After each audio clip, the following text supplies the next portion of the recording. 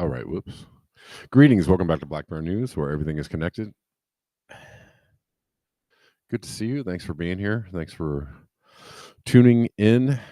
It is Friday, December 27th. Heading towards the end of the year. And everybody, I don't know. I'm not ready. I'm not ready. I don't know about y'all. Um, all the that's okay, Kevin. I got the idea. All the indicators is that 2025 might be weirder than 2024, but it's all in your outlook, right? It's all in your mind, or so they say. What's up, Rockfinners? How you doing? I see you over on Rockfin. YouTubers, Rumblers, it's pretty evenly distributed across the board.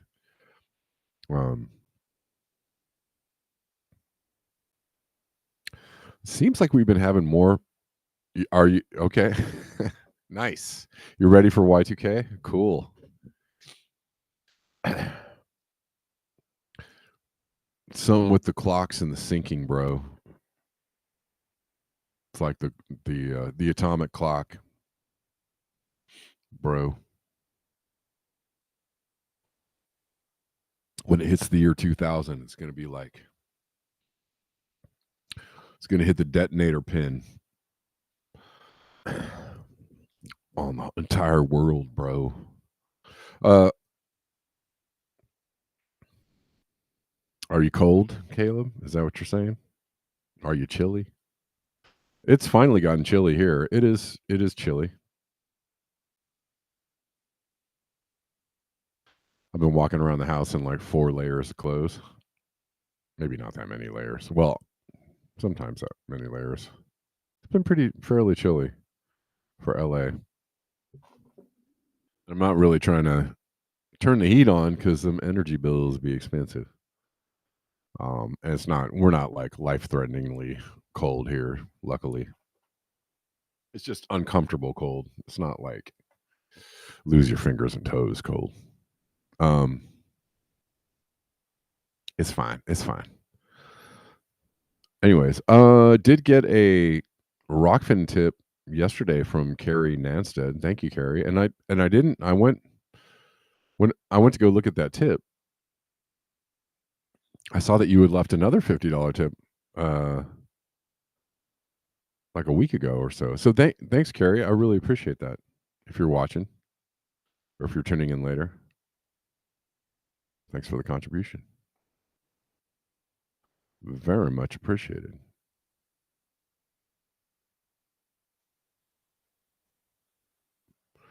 Joseph Wood says commentary regarding acceleration related to bunker oil. You got some, or you want some, or man, I kind of miss calling y'all. Remember when people would call in and talk to me? It was kind of fun. What happened to that? Let's look at this from Shipwreck. I played one of her, but she's pretty cool. Like the Shipwreck channel. She's not really talking in this one.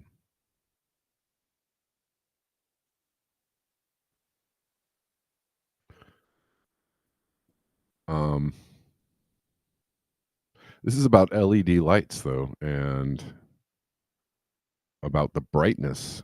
These are the new car lights. Are you guys annoyed by the brightness of the new car lights? I am. I feel like I'm blind. I feel like I'm constantly thinking that people have their brights on when it's just these new cars with the new lights.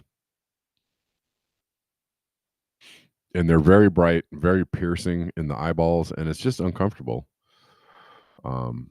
She says, I knew it. I've just recently started having problems driving at night on our interstate. I struggle so much that we take the longer route back roads home. I thought I was just getting old. Anyways, these LED lights, these new fangled lights that everybody has on their cars, produce a lot of glare, and can be painful to look at. Also, I think kind of dangerous. Personally, if you're, that's why you don't drive with your brights on, because you can blind people.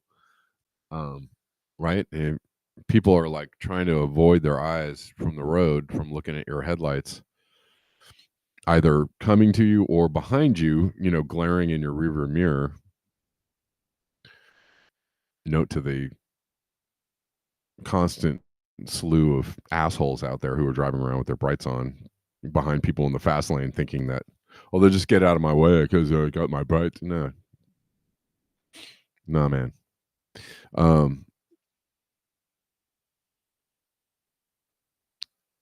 If you're blinded by the light, then you're going to be, distracted. It's going to be hard to see what you're doing. It's a dangerous thing. Anyways.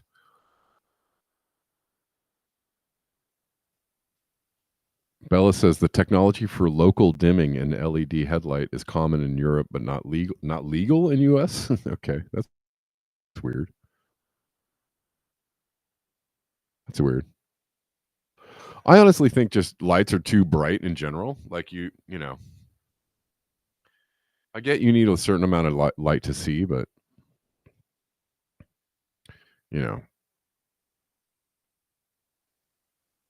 I don't think there's a difference between ultra dim lights and just the ultra bright, glaring. And there's a lot of light pollution in general, right? That disturbs, it's not just about the humans. Obviously, there's all of the lights, all of the lighting up of the planet is light pollution, which does damage to all kinds of things, and it does damage to humans. But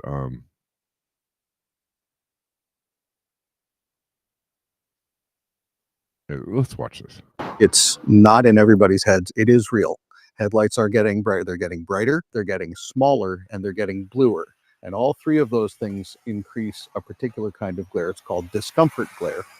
And it does exactly what the name suggests. It makes us feel uncomfortable. Daniel Stern has spent decades studying car lighting and edits the top technical journal for the industry. He says concentrated LED light may look cool, but its dazzling glare can be downright dangerous. Because all of that light is coming through a much smaller space. And so when that's in your field of vision, it's really very stabby.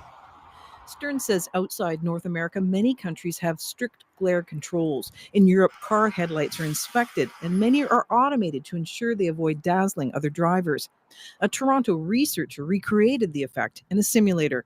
Because it really is quite debilitating, and it's a big distractor.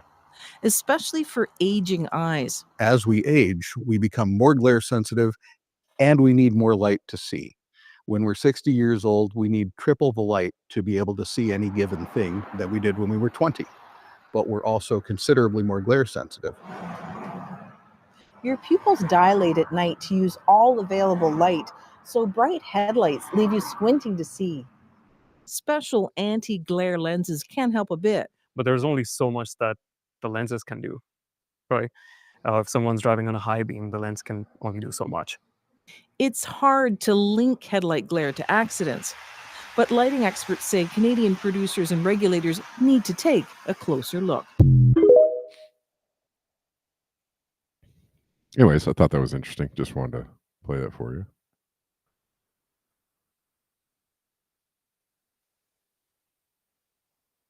It's another lovely side effect of the ever growing maw of technology.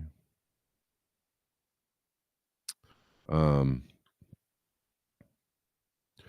interesting post I saw about the environment, it seems that all of these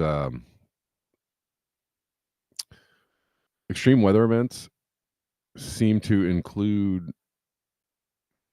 the specter of exploding batteries in Teslas and are also power walls. So this new technology, this battery technology, is a hazard, an environmental hazard in so many ways. And one of the big ways is, if it gets wet, if you have a flood, and these batteries get wet, then they are prone to explode. But this post is about Maui. about the Maui fires and how the Tesla batteries caused problems in the cleanup and in people returning to their homes and returning to the area.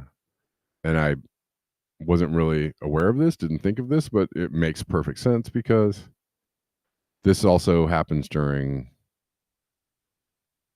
hurricanes now, right? Or flood events. People have to take extra precautions around Teslas or owning Teslas or keeping their Teslas from being flooded out. And then their house is being burnt down because the batteries exploded. What are you going to do? You're a highly advanced technological civilization, and you're relying on all these energy sources that have serious consequences for the environment and for people. What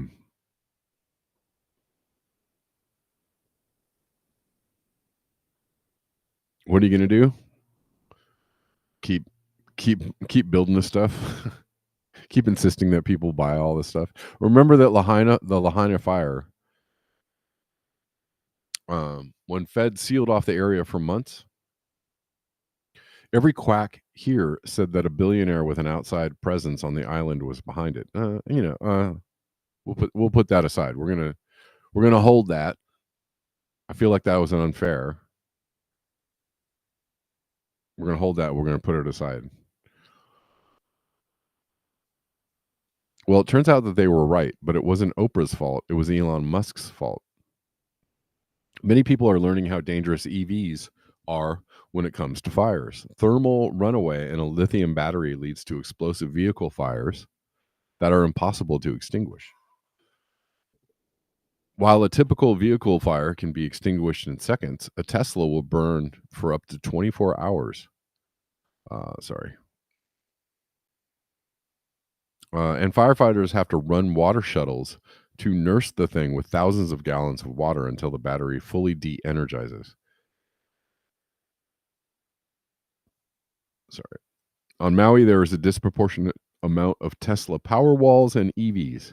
And when the fire burned through, it left a veritable ocean of compromised lithium batteries, still loaded with energy, ready to explode at any moment like a ticking time bomb. All of these Tesla products are a primary reason why the recovery process was so tedious and extended.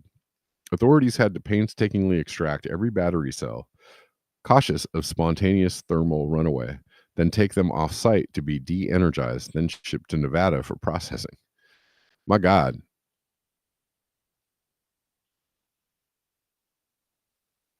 It is a huge environmental burden.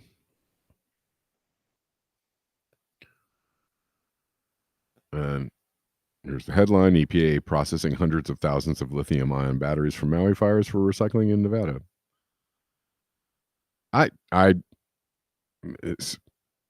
Finally am seeing the story. When was this article?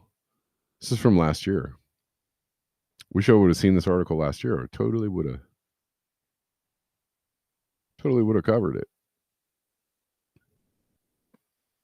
At the time when the Fed sealed off the hazardous area to protect residents during the tedious process of removing Tesla products, people like Nick Sorter were stoking baseless theories that the government was blocking residents from returning home as part of a clandestine cover-up of thousands of missing kids. What are they hiding? The reality is that everyone is lucky that they can even rebuild in Lahaina instead of it becoming a Superfund site.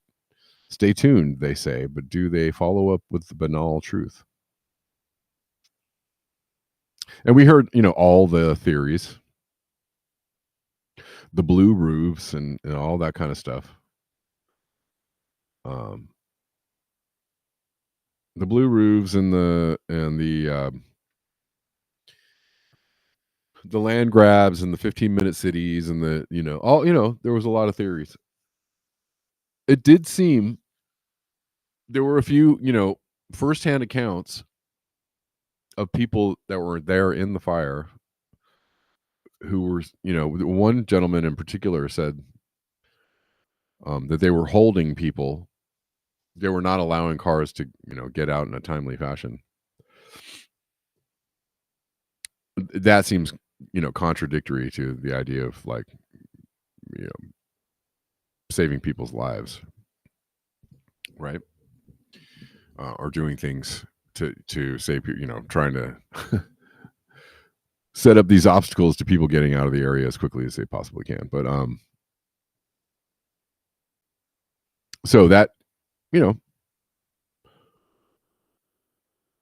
would spark a lot of questions. Sorry for the no pun intended.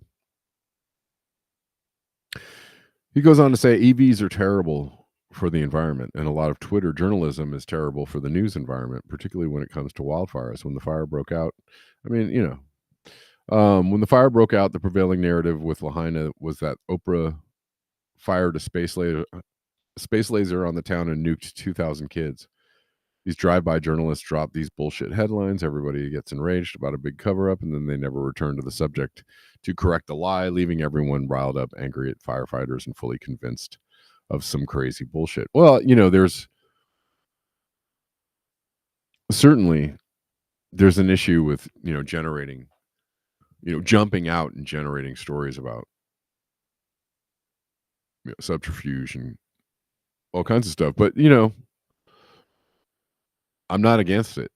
People can have theories. That's okay. And they're going to have theories, whether they're on Twitter or whether they're in their back porch or at the local Starbucks, or, people are going to have theories. So people are going to talk. People are going to have theories. People are going to wonder what's going on. And, the job of an independent journalist is to try to uncover, yes, there are bad actors. Yes, there are people that are trying to get clicks, and yes, there are people that are trying to be more fantastical than the next, trying to generate like a National Enquirer type, tabloid type reaction, like, what? You don't say.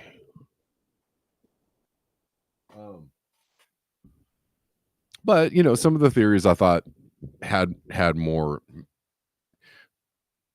sense than others, and also some of the actual reporting, again, going back to the gentleman that said, there were cars just stuck in a line waiting to be burned, and the cops were not allowing the cars. That seems, that would indicate that something is pretty wrong, because why would you do that unless you're just a complete incompetent jerk? Which also could be completely true too, that could be, that kind of stuff could be going on, but who knows? That's what happens with any news event, is you're going to have, a bunch of people coming forward with, they're going to have truth, lies, and everything in between. You're going to have theories and things that are based on more data and evidence, and things that are more opinion based, right? And that's going to happen. I don't think there's anything wrong with that. Obviously, you're kind of you shouldn't be necessarily given a lot of weight or trust if you do report a bunch of lies. If that's your MO, is to, jump out with the wildest claim possible always on every story. And there are lots of accounts like that. I don't know why people follow them. Probably just for boredom. Like it's exciting to think of the weirdest stuff possible first, but whatever. That's always been true. That has always been true. So I think this person's idea of like, trying to slam anybody who has an alternate theory, I could take it or leave it. But this is a decent story.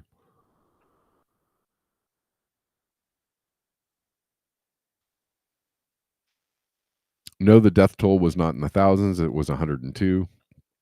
No, DEWs didn't cause the fire. Down power lines did. No, the feds weren't blocking access for a cover-up. They were protecting residents from walking into an explosive, toxic waste site, not to mention the fact that you don't want retards from Twitter storming in with their Osmo to snap video of the remains of all the poor souls who lost their lives in that devastating fire. Does FEMA suck? Of course, but they're just dumb bureaucrats mired in red tape. They're not covering up Oprah's Holocaust. They're trying to manage the mess left behind by all the toxic Tesla products in the fire zone. But the lie travels halfway around the world before the truth gets its pants on. And these online grifters never return to the scene of the lie to set the record straight. And, for the most part, that's true. They just keep on moving. But once you spot it, once you spot those accounts that do that, then to move on from taking anything they have to say seriously. And that's, that's all you really need to do.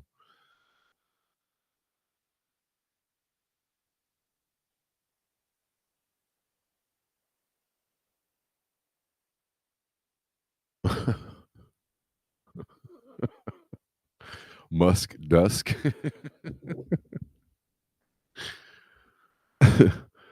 Oh no.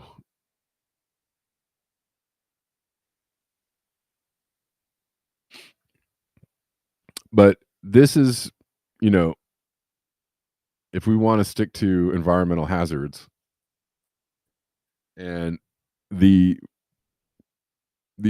golden promise of the clean renewable industry, electric cars, electric vehicles, and all that goes along with it.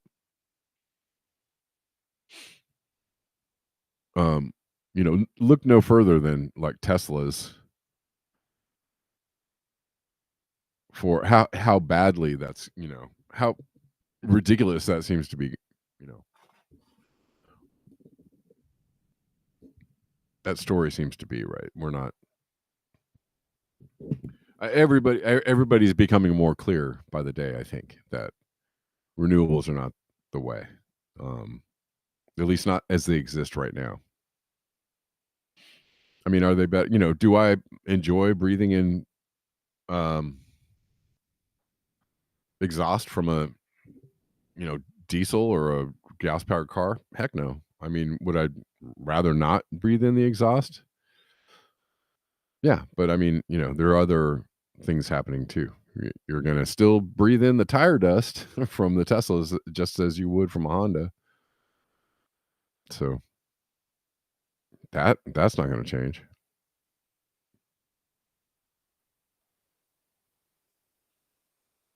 Okay.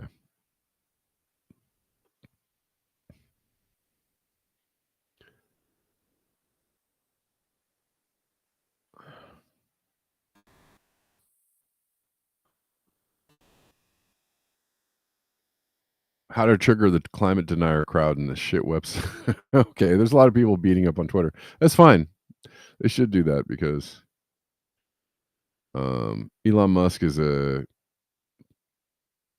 posing as the free speech king when he's really the technocratic dystopian hellscape king, because that's the ultimate goal. Well, one of the things he's doing right now is scraping all your data, and that's been happening, I guess, not now, but one of the things that has been going on and is now being admitted to out in public is that they're scraping your data for AI. And they're saying like, oh, do you want to choose or do you want to opt out? Well, you've already been opting in until now when they told you can press a button and choose to opt out. And even if you opt out, are you really opting out? Because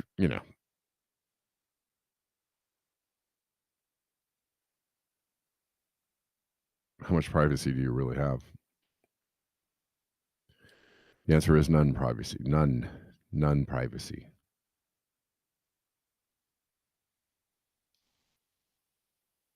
Tesla's burning might restore the aerosols cooling the planet. Yeah.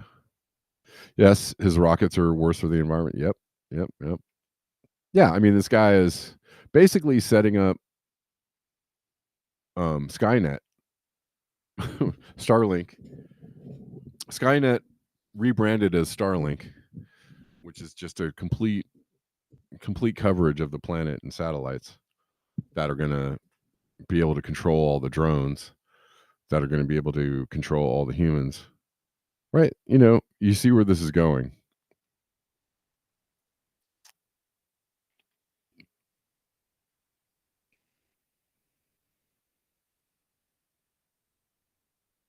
Maybe Elon Musk is the Antichrist.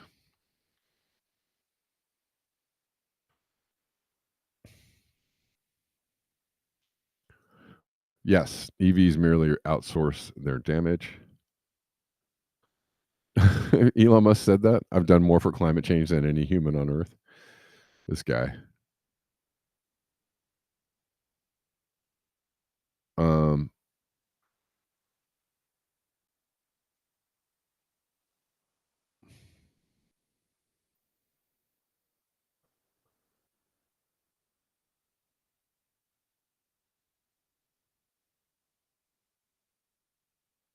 Yeah, we're being, walked into a AI driven, technocratic prison, a biometric concentration camp, if you will. And we're being walked in with the promise of free speech, government oversight, or whatever.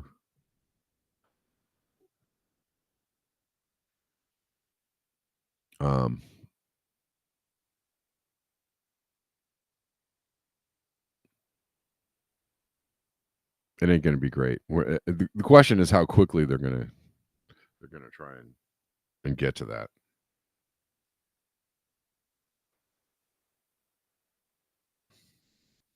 Is it going to be 2025? Is it going to be 2026?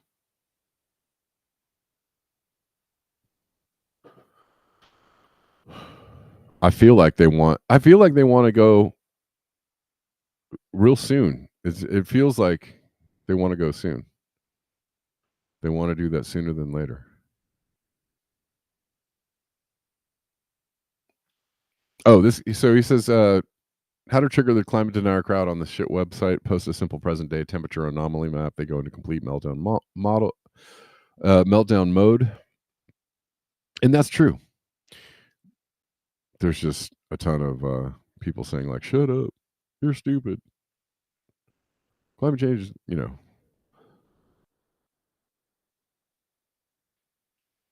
So he's correct.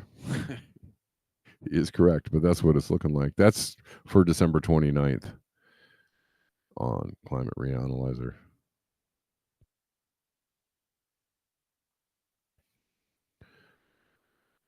This is video of the waves that were hitting Santa Cruz. Remember the Santa Cruz pier?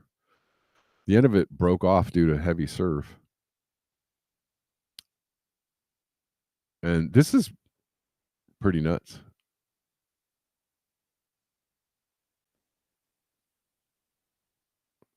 Pretty large wave coming through the wharf or the marina. Crazy waves in Santa Cruz the day the wharf collapsed due to really high surf. It looks like tsunami-ish rogue wave or just high tide. No, that's definitely a wave.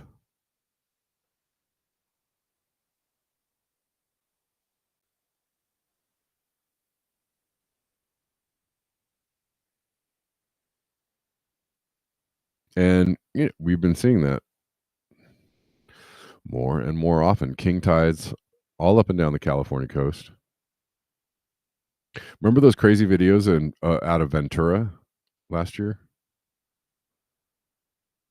Where people were just kind of chilling at the beach and and out of nowhere this wave just came up and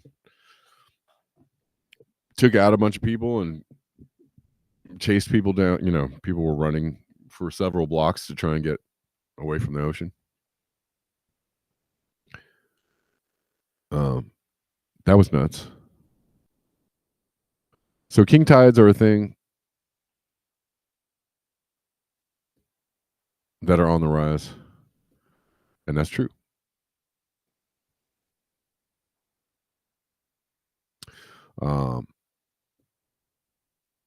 Also happening in Hawaii, happening all over the place.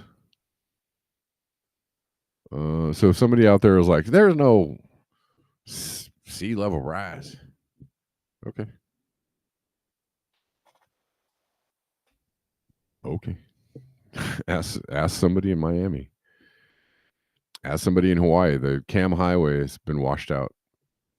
Gets washed out all the time now because parts of it are right on the ocean, and the king tides come up and take chunks of the highway out. You have to keep rebuilding it and resurfacing it. So no, it's not happening. But believe what you want.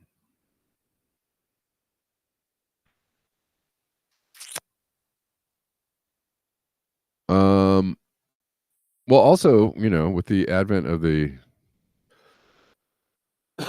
excuse me,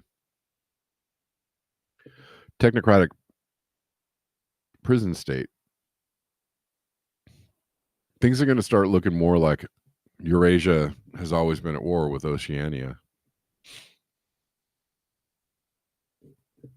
Right? I'm going to start look what's happening in the Middle East. The Greater Israel project is happening, which is probably who knows if it's at the behest of who the U.S. Needs the aircraft carrier of Israel to be much, much larger, or is it Israel just needs the U.S.'s help in being much larger?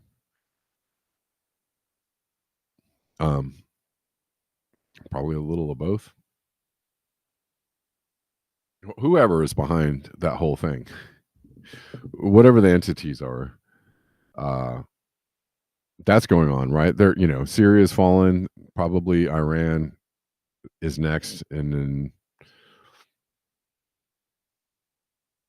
do you think? I'm wondering if we're going to see some.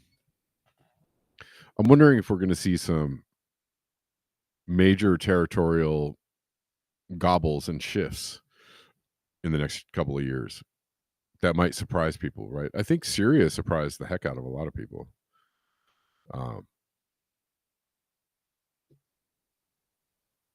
We're heading kind of like an end run where the major powers are just they're going for it, and we may actually end up in an all-out confrontation between some or all of the superpowers in a bid to control what's left of the planet.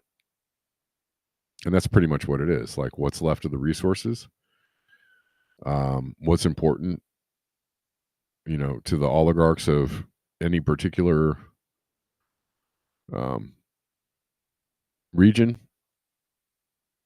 or aligned with they don't seem to have much alignment with actual countries. It's kind of just whoever's got the money. But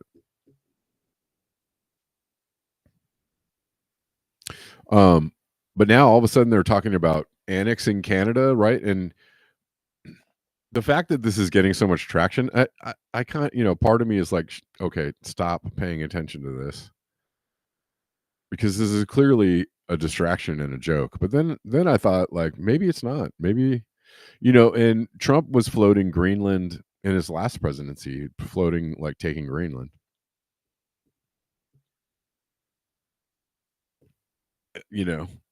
Why not Mexico?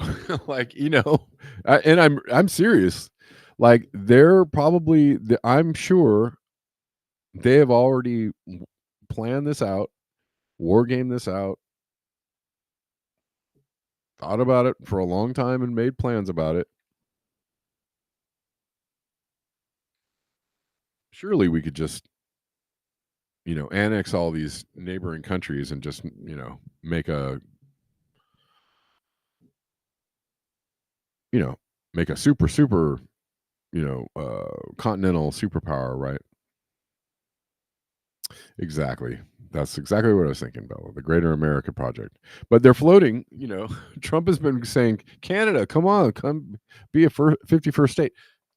As it seems like a joke, but they're really like talking about it as if it's real. And I was just thinking, like, maybe it's real. Maybe this is really their intention.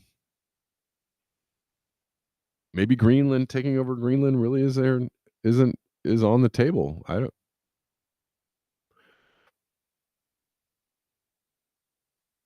What happens to Europe if some of the major countries in Europe start faltering economically?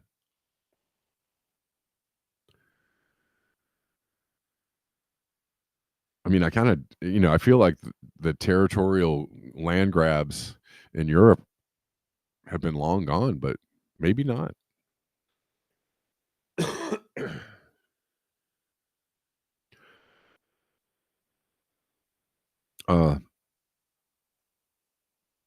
Let's look at this. It's a post about Greenland.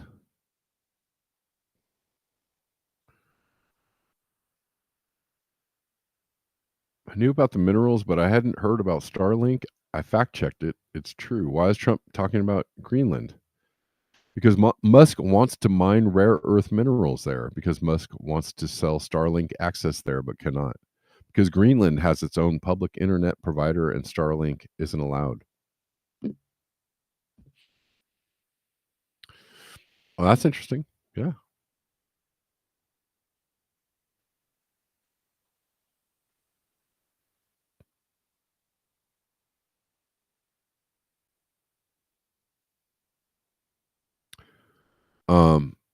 So maybe they were really serious about getting to Greenland. Sorry, you guys couldn't see that.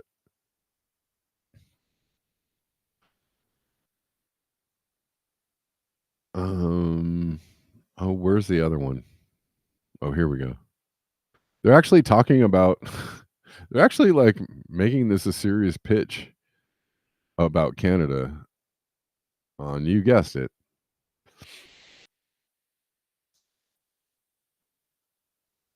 Fox News. He's talking about an economic union here.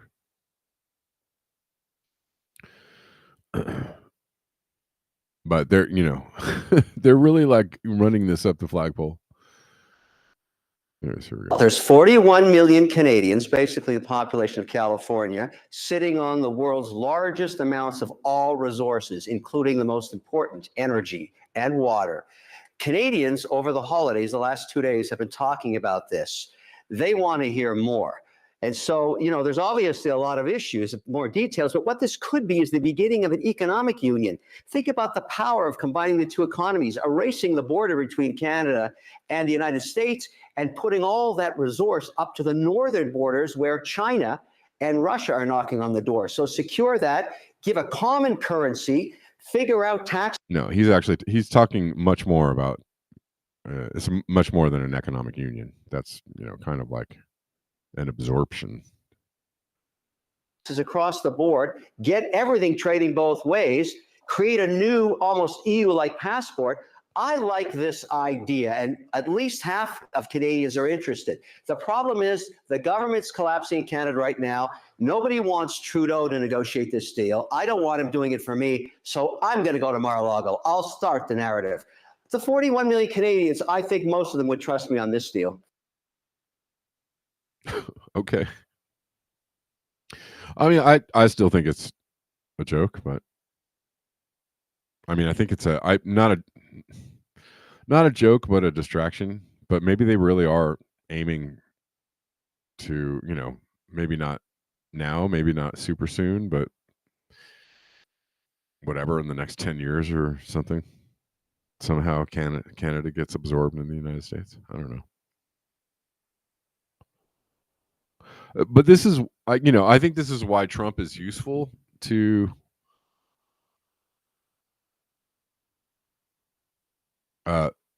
useful to the deep state that has the big ideas, right?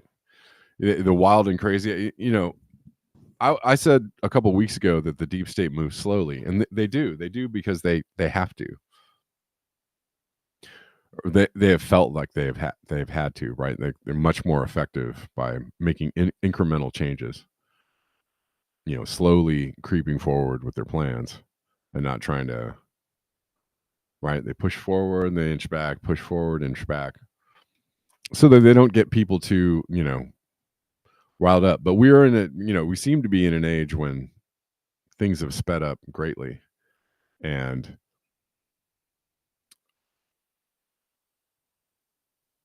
it seems that the powers that be or whatever are interested in making pretty monumental changes in a short amount of time, and Trump is kind of the guy that can go out and just say crazy stuff and people go, ha ha, that guy is stupid, shut up, Trump. But he's saying these things, he's joking on the square. He's floating these things, as if people are not going to take him seriously, but like,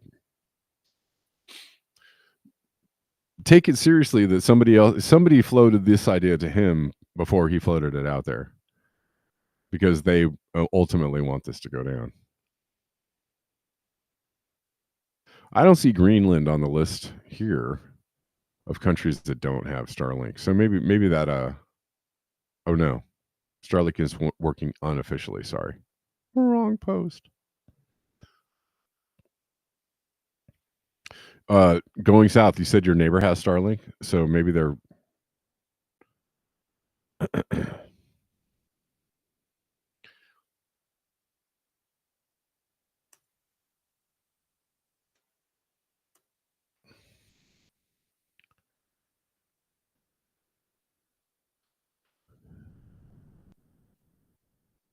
Greenland. It says in this search, Greenland is currently not covered by Starlink, a satellite internet. Oh, whatever.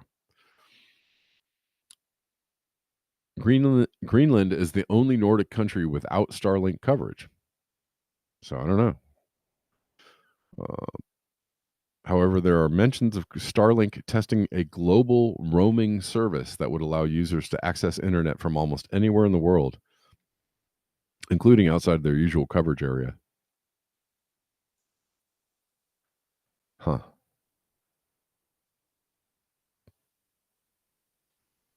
It's worth noting that regulatory approvals may be necessary for Starlink to operate in Greenland. So I guess they don't have Starlink. I don't know how your neighbor has Starlink. He uses it on the job in remote areas. Okay.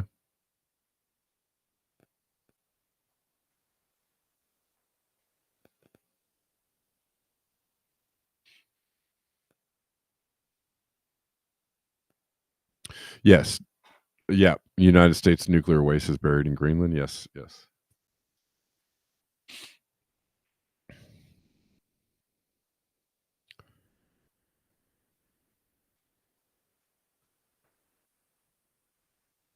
Interesting. Well, I don't know. I don't know. Let's if you like the show, coming to you for free 99 Monday through Friday, and once in a while on the weekends, and sometimes I drop some other things here and there, and sometimes I write things. I don't know. Depends on what I got the time for, the energy for. But if you want this show to keep on keeping on and keep on being there day in and day out,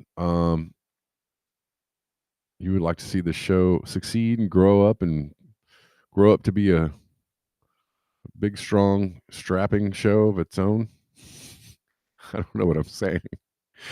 Anyways, if you want this show to continue to prosper and whatnot, consider supporting the show financially. There are a bunch of donation links in the description box. Ways in which you can do it, the direct donate ways, are really appreciated, because I don't have to wait for weeks or months and months to get the money at a greatly reduced rate. But whatever way you want to contribute, hell, go for it. Anyways, in the description box, you'll find the Venmo, the PayPal, the Zelles, the Cash Apps, the Coffees, the Ko-Fis, all the things. So whatever way you want to donate, I appreciate you. If you do make a super chat in YouTube, can you please send me a separate comment saying I gave you a super chat, so that I can go to YouTube and see it, because I can't see it on this Rumble Studio. I have to go into the YouTube page to actually read those chats. Anyways, many of you already and routinely support the show. You know who you are, and I appreciate you.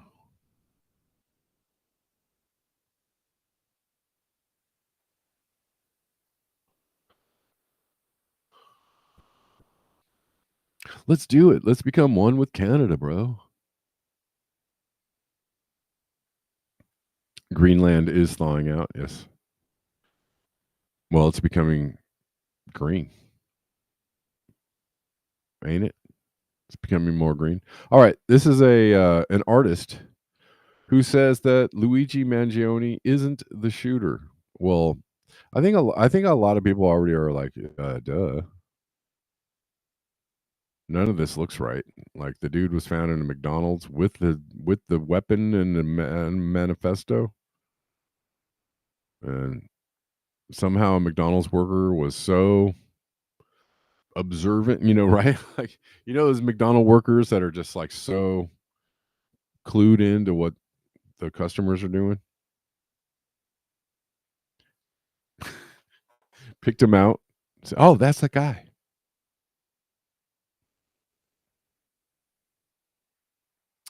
Oh, I see. Okay, I see going south. I got it. Yeah, a lot of people have problems with this story. What if Luigi Mangione is not a hero? What if he is, I know everybody sees him as a hero, and maybe he truly is. What if he's not, though? What if he's an assassin? Like, hired. And the reason why Brian Thompson was killed was something, for some other reason than he's just a big bad CEO of a healthcare company that's denied people's claims.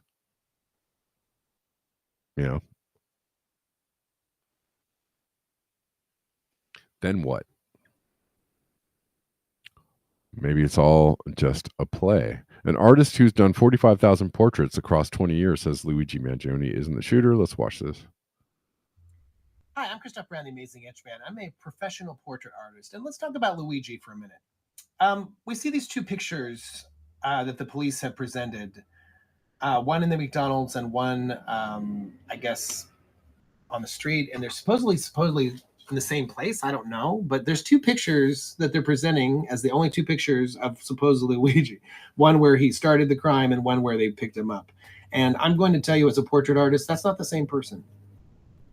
I've done 45,000 portraits in my life, at least, at Etch-a-Sketch, and I do speed portraits, and I have to, by the minute, look at people's faces and scrutinize their features. And I'm going to tell you right now, Batman would never, ever, there's no superhero that I would never be able to guess their secret identity. Okay, features do not lie. And we look at the bridge of the nose, we look at the elongated chin. That's not something you can distort and fake on video. So something's going on here, but I'm telling you that man, Luigi, is not the same man in the photo. It's not the same person. So I don't know what's going on, but just from my professional opinion as a portrait artist of 20 years, not the same person. And anyone who's going to tell you, and I've been a courtroom sketch artist, so any person that tells you that, I don't know what they're playing at here. And I think they're trying to find a fall guy. And I think this guy is the fall guy. And I don't know if they have enough evidence here. You know what I mean? Like, there's a lot of fish. Like, why would he have any of this? He has a manifesto on him. I think he's either working with somebody or he is taking the fall, or he is in conspiracy with some group of people. But there is no way. That's a fair None assessment. of this makes sense to me. And that picture is not him. It's not him. That you can tell by the smile is different.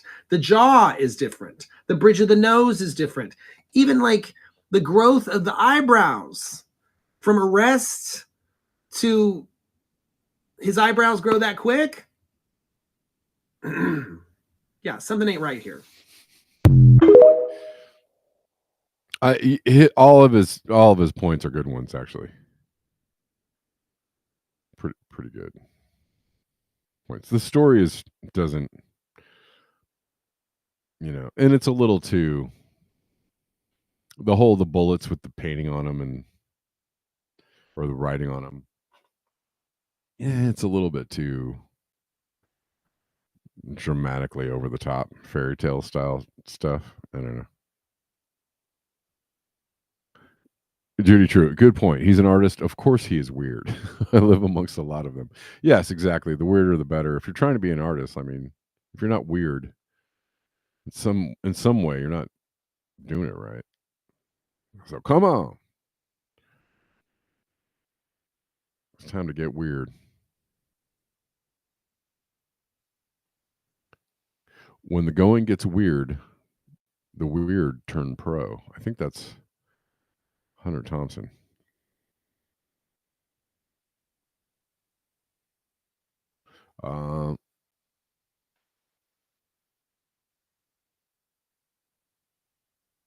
From Fear and Loathing.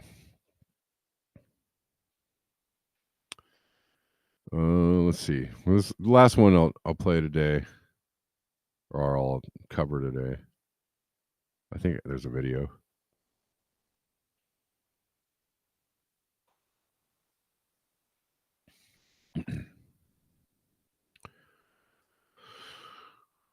Boeing whistleblower report shows defense contractors are robbing taxpayers. The government did an investigation and found. I mean, how many times have we seen this story? I think I saw this story in the 80s, in the 70s, in the 80s, in the 90s, the 2000s, and the 2010s. So here in the 2020s,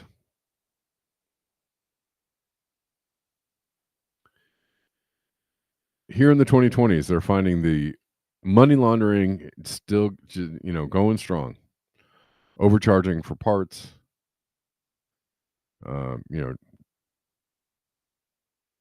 right, overbilling for things that shouldn't cost as much as they do.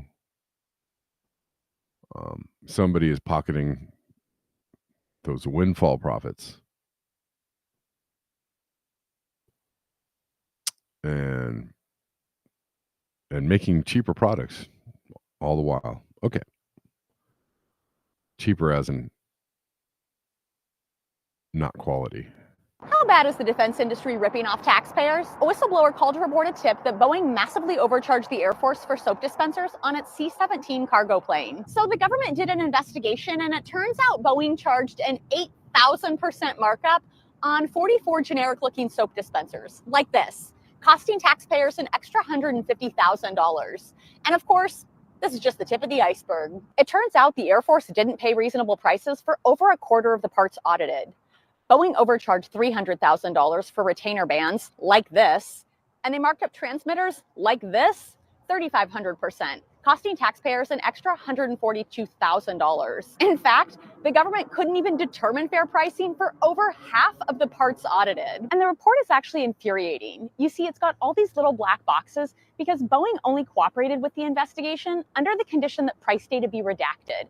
They say it's a trade secret. In total, the government overpaid $1 million for 12 parts, but it's most likely more. So the next time the government wants an $850 billion defense budget after failing its 7th audit in a row, remember, these are the same people who spend $10,000 on a toilet seat.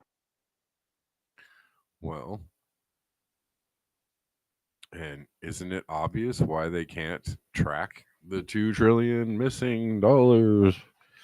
The 20 trillion, the 40 trillion, they can't track all the money because They threw it down a hole and had a couple of their people down there to catch it.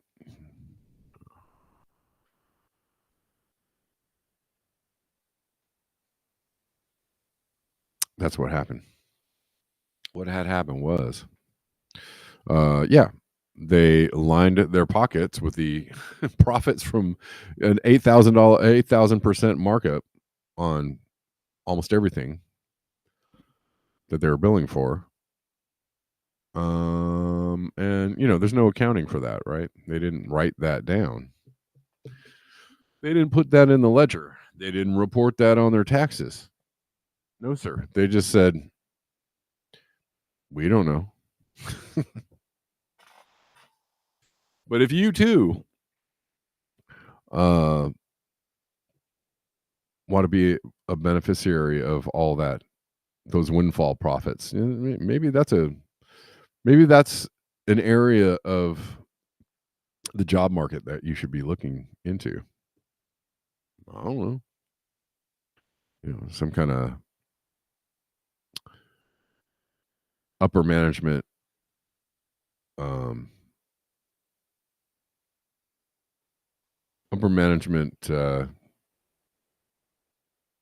position in a large corporation, military defense contractor. You could also be a secondhand dealer in said munitions somewhere. I'm sure that is also quite lucrative.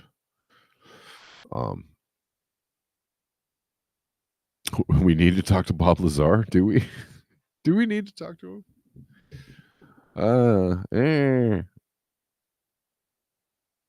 Okay. All right, guys. Thank you so much for hanging out today. I appreciate you. Don't think I got any other donations today. Not sure. I don't see anything.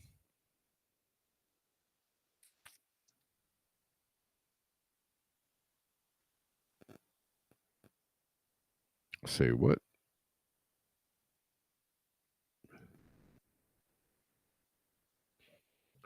Snap what? Hemcar? Hold on. Snap 9A was a plutonium powered rocket. Blew up in our atmosphere and probably gave 1 million people lung cancer. Recovered off Southern California coast and reused. No. So, of course, Southern California coast. Okay.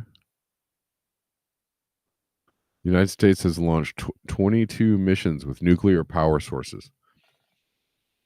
3 accidents have occurred, one resulting in the release of radioactive materials. The U.S. launched 1 experimental space reactor in 1965. It is now in a 3,000-year orbit. Oh, God.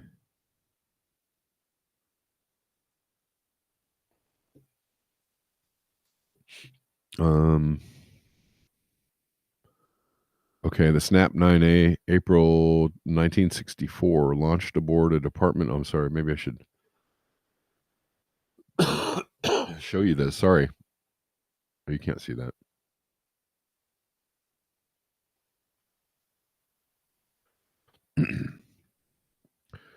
The reactor, as designed, released radioactive contents in upper atmosphere during re-entry and then burned.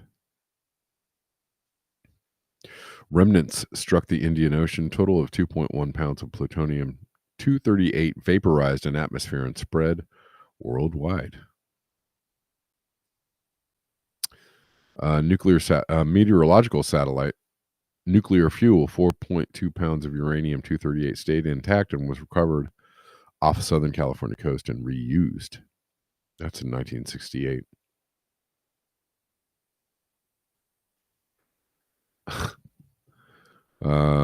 Apollo 13, 1970, nuclear material, 8.3 pounds of plutonium-238 inside lunar module when it was jettisoned before return to Earth, now at bottom of South Pacific Ocean near New Zealand. Sampling so far shows no radiation leak.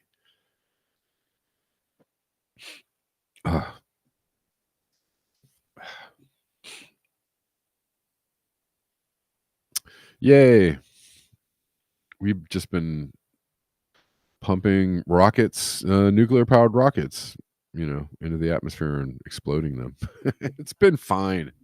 It's been fine, this whole experiment.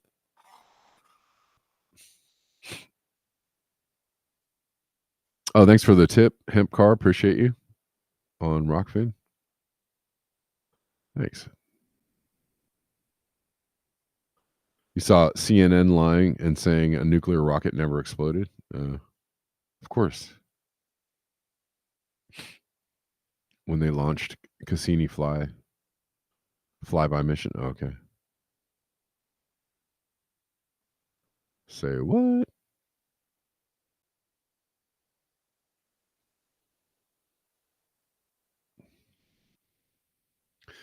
I'm going to have to check out these links.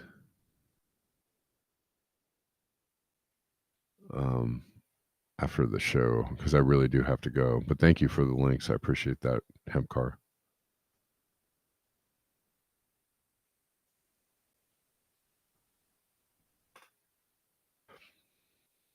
I just don't know. There's been so for 50 years, there's been a nuclear material at the bottom of the, where was it? Indian Ocean?